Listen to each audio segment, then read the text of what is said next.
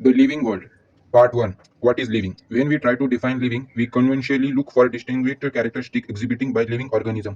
Growth, reproduction, ability to sense environment, and mount a suitable response come to our mind immediately as unique features of living organism.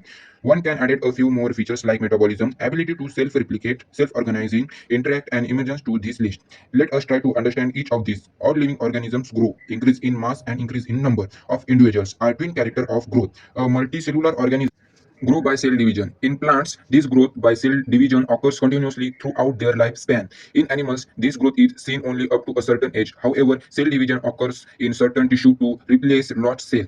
Unicellular organisms grow by cell division. One can easily observe this in vitro culture by simply counting the number of cells under the microscope. In majority of higher animal and plants, growth and reproduction are mutually exclusive events. One must remember that increase in mass body is considered as growth. Non-living objects also grow. If we take increasing in body mass as a criteria for growth, mountains, boundaries, and sand mount do grow. However, this kind of growth exhibits by non-living objects is by accumulation of material on the surface. In living organism, growth is from inside. Growth therefore cannot be taken as a defined property of living organism. Conditions under which it can be observed in all living organism have to be explained, and then we understand that it is a characteristic of living system.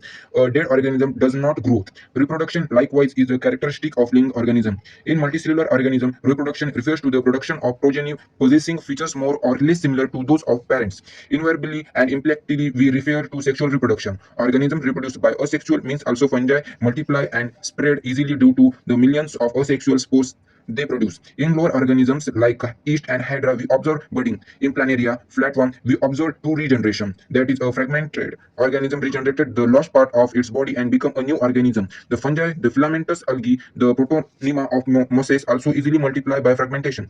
When it comes to unicellular organisms like bacteria, unicellular algae, or amoeba, reproduction is synapsonymous with growth. That is, increase in number of cells. We have already defined growth equivalent to increase in cell number or mass. Hence, we notice that the single-celled organism, we are not very clear about the use of these two terms, growth and reproduction. Further, there are many organisms which do not reproduce: mule, sterile workers bees, infertile human couple, and etc. Hence, reproduction also cannot be an all-inclusive defined characteristic of living organism. Of course, no non-living object is capable of reproducing or replication by itself.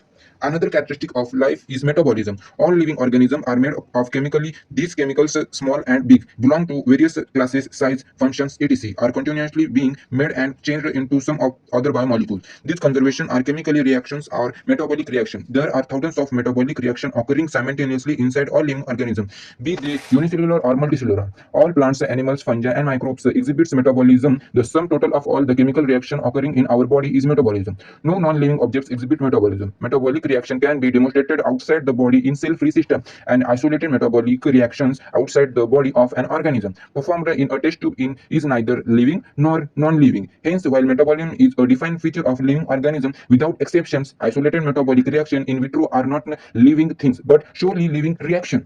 Hence, cellular organization of body is the defined feature of life form.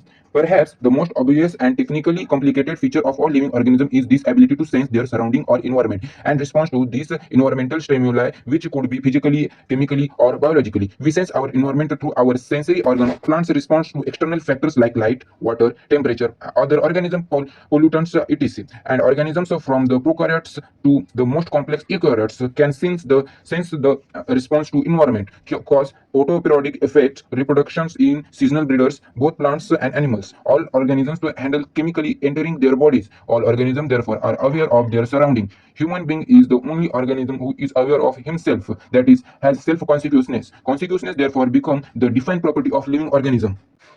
When it comes to human being, it is all the more difficult to define the living state. We observe patients lying in coma in hospital, virtually supported by mechanics, which replace heart and lungs. The patient is observed being dead. The patient has no self-consciousness. Are such patients who never come back to normal life, living or non-living? In higher classes, you will come to know that all living phenomena are due to underlying interactions. Properties of tissue are not present in the continuous cells, but arise as a result of interaction among the continuity cells. Similarly, properties of cellular organelles are not present in the molecular constituents of the organelle but arise as a result of interaction among the molecular components comprising the organelles. The interactions result in emergent properties at a higher level of organization. This phenomena is true in the hierarchy of organization complexity at all levels. Therefore, we can say that living organisms are self-replicating evolution and self-regulating interaction system capable of responding to external stimuli. Biology is the story of life on Earth. Biology is the story of evolution of living organism on Earth. All living organisms, present, past, and future, are linked to one another by the sharing of the common